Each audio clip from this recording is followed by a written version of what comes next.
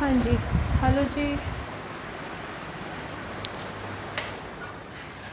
कल हमने बात की थी, एक क्वेश्चंस डिस्कस किया था जिसमें जो रेजिडेंशियल स्टेटस की जो बेसिक कंडीशंस हैं उस पर डिपेंड था।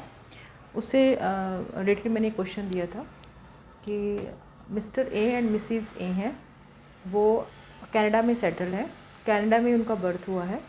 वो एवरी ईयर 100 डेज़ के लिए इंडिया में आते हैं विजिटिंग पर्पज़ के लिए।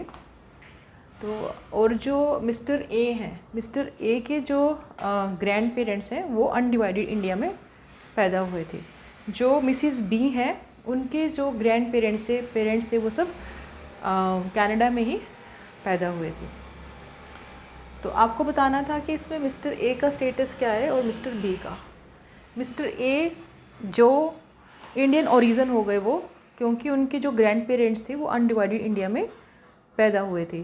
इस केस में उनके लिए देखा जाएगा कि उनका करंट प्रीवियस ईयर में 182 डेज़ का स्टे होना चाहिए। जब कोई इंडियन सिटीज़न या इंडियन ओरिजिन जो हैं वो इंडिया में विज़िट के लिए आते हैं, अगर वो इंडिया में 182 डेज़ स्टे करते हैं तभी उनको रेजिडेंट माना जाता है। तो 100 डेज स्टे किया था, हर साल 100 डेज स्टे करते हैं। In that case mister A जो है वो नॉन रेजिडेंट हो गए।